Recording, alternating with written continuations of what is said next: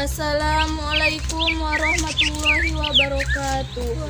Innal hamdalillah wassalatu wassalamu ala Rasulillah wala haula wala quwata illa billah la nabiyya ba'da.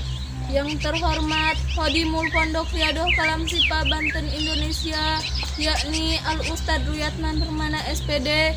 Semoga beliau tetap dalam perlindungan dan kasih sayang Allah Subhanahu wa taala. Diampuni segala dosa-dosanya dan dikabul segala hajatnya. Tak lupa kepada teman-temanku semua, para santri Pondok Riyadhah Kalam Sipa Banten Indonesia, para jamaah yang mudah-mudahan tetap dalam rahmat Allah Subhanahu wa taala. Puji syukur kita panjatkan kehadirat Allah yang Maha Ghafur.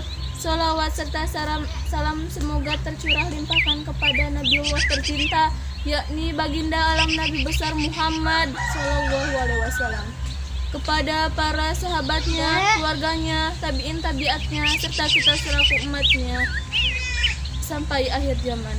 Dan mudah-mudahan kelak di yaumil qiyamah kita diberikan syafaatul uzma oleh beliau.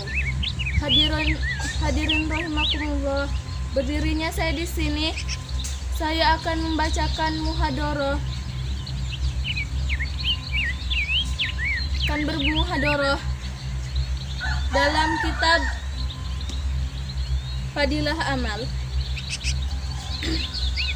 Hadis ketiga, yang artinya dari Uqbah bin Amir radhiyallahu anhu, yang menceritakan Rasulullah sallallahu alaihi wasallam datang menemui kami di Sufa. Lalu beliau bertanya, siapakah di antara kalian yang suka pergi setiap hari ke pasar Buthan atau Akik? Lalu ia pulang dengan membawa 2 ekor unta betina dari jenis yang terbaik tanpa melakukan satu dosa atau memutuskan tali silaturahmi. Kami menjawab, ya Rasulullah, kami semua menyukai hal itu. Rasulullah SAW bersabda, mengapa salah seorang dari kalian tidak ke masjid lalu mempelajari atau membaca 2 buah ayat Al-Quran pada hari yang demikian itu? Lebih baik baginya daripada 2 ekor unta betina. 3 ayat lebih baik dari 3 ekor unta betina. Dan begitu pula membaca 4 ayat lebih baik baginya daripada 4 ekor unta betina. Dan seterusnya, sejumlah ayat yang dibaca mendapat sejumlah yang sama dari unta. Hadis riwayat Muslim dan Abu Daud. Supah adalah sebuah lantai khusus di Masjid Nabawi, tempat orang-orang miskin muhajirin tinggal. Mereka dikenal dengan sebutan Ahlus Sufah, orang-orang Sufah. Jumlah sahabat Ahlus Sufah selalu berubah dari waktu ke waktu.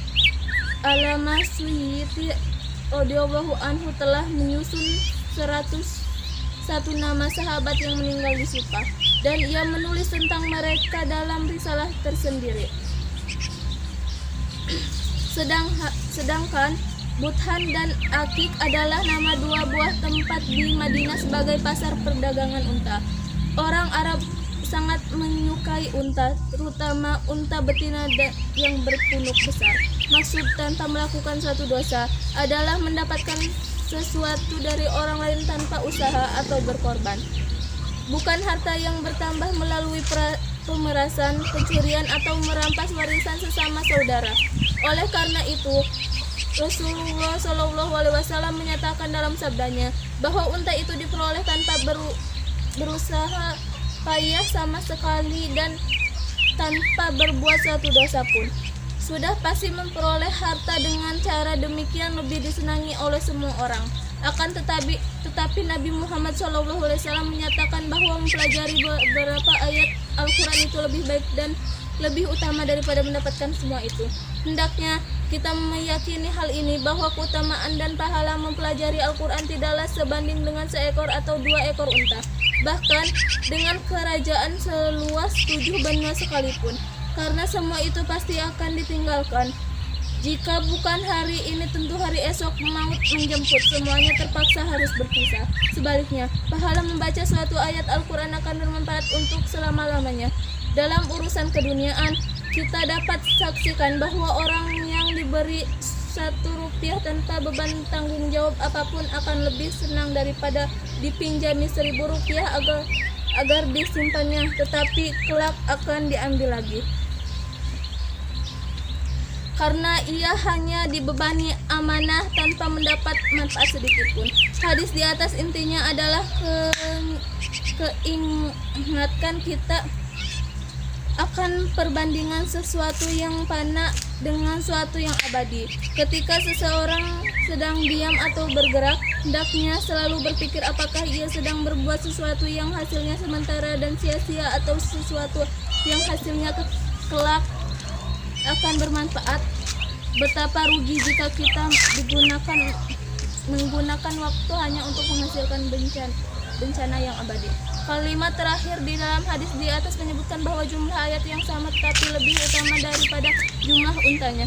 Kalimat itu mengandung tiga maksud, yaitu yang ke-1, walaupun sampai jumlah 4 ayat saja yang disebutkan secara terperinci, tetapi maksudnya adalah semakin banyak jumlah ayat yang dibaca akan semakin banyak pahala yang diperoleh.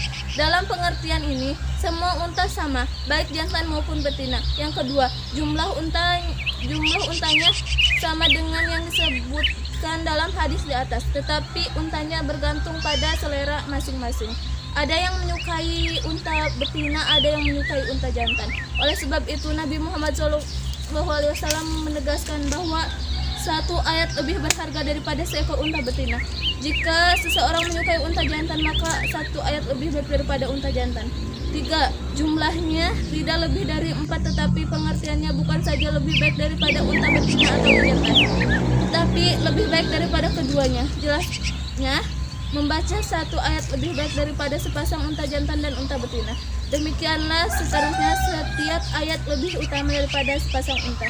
Ayah saya nawarullahu barokodahu lebih setuju dengan pendapat ini, sebab lebih banyak utamaannya. Namun walau demikian, tetap tidak dapat disamakan antara membaca satu ayat Al-Quran dengan 1 ekor atau 2 ekor unta. Ungkapan ini sekedar gambaran dan contoh saja.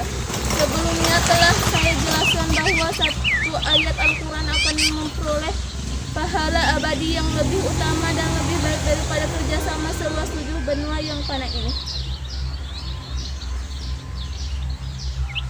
Mula Ali Qori radhiyallahu anhu menulis tentang seorang syekh yang sedang bersafar. Ketika di Jeddah, dia diminta oleh para pengusaha kaya agar tinggal lebih lama di tempat mereka, agar harta dan perniagaannya mendapat berkah karena kehadiran seorang syekh. Pada mulanya, syekh menolak tawaran mereka, tetapi setelah didesak, akhirnya syekh berkata, "Berapakah keuntungan tertinggi dari perniagaan kalian?" Jawab mereka, "Penghasilan kami berbeda. Setidaknya kami bisa mendapatkan keuntungan 2 kali lipat." Syekh itu berkata, "Kalian telah berusaha payah untuk mendapatkan keuntungan yang sedikit. Aku yang menghendaki karena sesuatu yang sedikit ini aku harus kehilangan sholatku di Masjidil Haram, yang pahalanya dilipat gandakan hanya 100.000 kali. Hakikat inilah yang harus dipikirkan oleh setiap kaum muslimin, keuntungan, sehingga mereka tidak mengorbankan keuntungannya dengan agama demi mendapatkan keuntungan dunia yang sedikit ini." Demikianlah, mohon maaf bila banyak kesalahan. Wassalamualaikum warahmatullahi wabarakatuh.